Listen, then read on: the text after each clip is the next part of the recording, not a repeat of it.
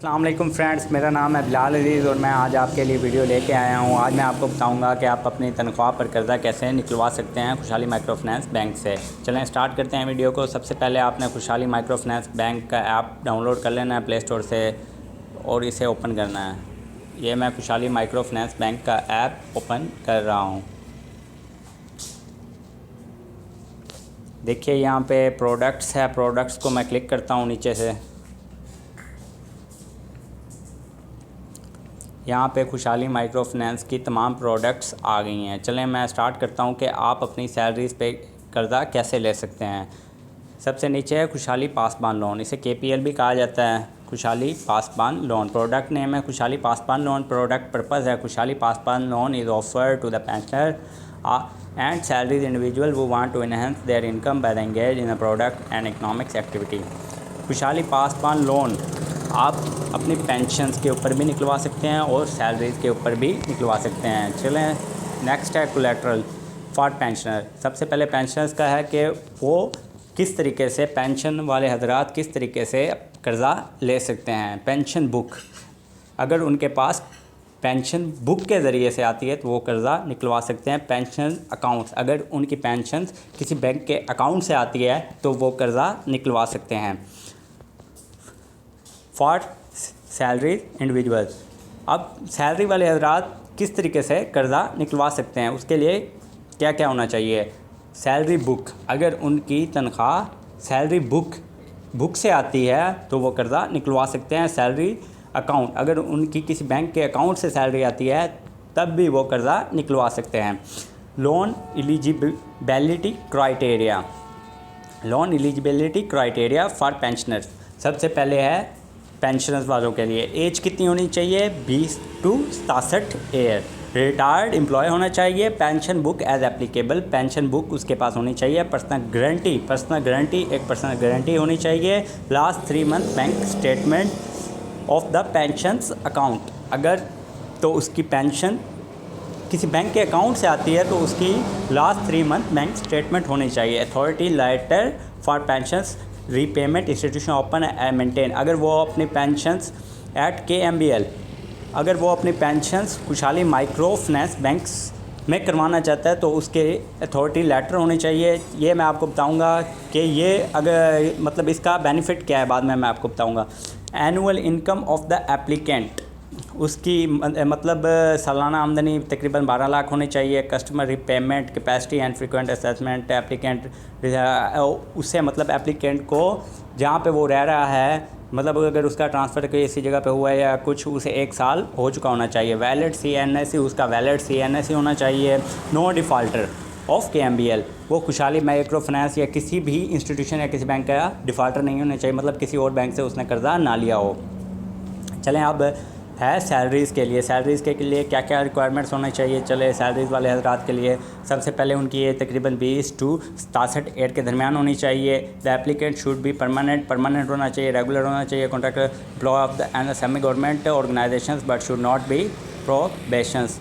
For contractual employ applicant only the government and semi government employee and date of the contract cannot be exceed loan maturity, अगर वो contract के ऊपर है तो उसका तकरीबन मतलब जो भी वो लोन बनवा रहा है उसका जो कॉन्ट्रैक्ट है उस लोन मतलब टेन्योर में ही कम होना चाहिए, मेचोरिटी डेट में होना चाहिए।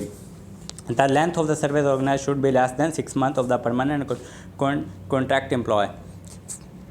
पर्सनल गारंटी एज एप्लीकेबल होनी चाहिए। The length of the service is private organisations 2 year permanent होना चाहिए। Applicant should be entitled terminal benefits and gratuity and other pay benefits. Salary book in original, अगर आपकी तनख्वाह आपकी सैलरी बुक से आती है तो ओरिजिनल एज एप्लीकेबल वो बैंक को रिक्वायर्ड होती है। Annual income of the applicant, इसके लिए भी तकरीबन एनुअल इनकम 12 लाख के दरमियान होनी चाहिए।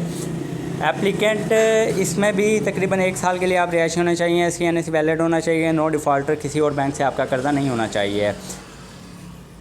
पोस्ट डिस्बर्समेंट वेरिफिकेशन होनी चाहिए। टेन्योर 6 मंथ से लेकर 36 मंथ के दरमियान आप कर्ज़ा बनवा सकते हैं। Repayment options for pensioners. EMI, आप मतलब आपकी मंथली इंस्टॉलमेंट्स होगी। जैसे ही आपकी मंथली पेंशन आती है तो आप उस मंथली इंस्टॉलमेंट्स में दे सकते हैं। और अगर आप चाहते हो कि आप थोड़ा थोड़ा करके मतलब अपने अकाउंट में डिपॉजिट करवाना चाहते हो तो वो भी कर सकते हो। जैसे ही आपकी मतलब इंस्टॉलमेंट की तारीख अगर आपकी 5 है तो आप पहले एकम से कुछ मतलब दे सकते हो, फिर कुछ 2 तारीख को पाते। अगर 10,000 आपकी इंस्टॉलमेंट है, 5,000 2 तारीख तक आप या मतलब तो थोड़ा थोड़ा करके भी पूरे महीने में आप अपनी अमाउंट जमा करवा सकते हो, लेकिन ड्यू डेट से पहले पहले। फॉर सैलरीज इंडिविजुअल आप ईएमआई में, ये भी इनके लिए मंथली इंस्टॉलमेंट्स होते हैं, मंथली इंस्टॉलमेंट्स में होने। अब ये है loan ticket minimum and maximum, आप कितना कर्जा बनवा सकते हो खुशहाली माइक्रो फाइनेंस बैंक से। मिनिमम आप 25,000 टू 3,50,000 मतलब 25,000 से लेकर 3,50,000 तक आप कर्जा बनवा सकते हैं। अब देखिए सर्विस चार्जेस, ये चीज़ समझने वाली है। कहते हैं कि खुशहाली माइक्रो फाइनेंस बैंक की परसेंटेज बहुत ज़्यादा है, लेकिन मैं उनको बताना चाहता हूँ कि हमारे बैंक की परसेंटेज बहुत कम है अदर बैंक से। ये देखिए 23% है। अगर 23% है, अगर आपकी मतलब पेंशन्स अगर आप हमारे बैंक में करवा देते हो तो आपको 23% के ऊपर कर्जा मिल सकता है। और 29% उस सूरत में है कि अगर किसी मतलब पेंशन बुक आप किसी और अदारे से ले रहे हो उस वक्त 29% है। और सैलरीज़ के लिए 25% है। अगर आप अपनी मतलब सैलरीज़ का अकाउंट हमारे बैंक में खुलवाते हो तो आपको हम 25% में लोन दे सकते हैं। और 31% उस सूरत में जब आप मतलब अदर बैंक से अपनी अमाउंट ले रहे हो।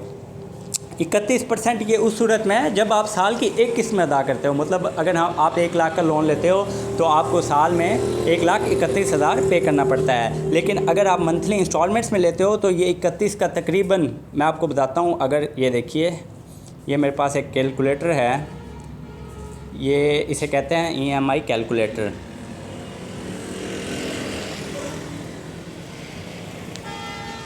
चलें मैं स्टार्ट करता हूँ। ये लोन है, अगर आप 1 लाख का लोन बनवाते हो तो आपको खुशहाली बैंक को कितना पे करना पड़ेगा। ये आपका 1 लाख अमाउंट आ गया। सैलरीज़ की 31% है और टेन्योर आपका 1 मंथ रख देते हैं, तकरीबन 12 मंथ। आपकी मंथली इंस्टॉलमेंट बनेगी 9,797 रुपये।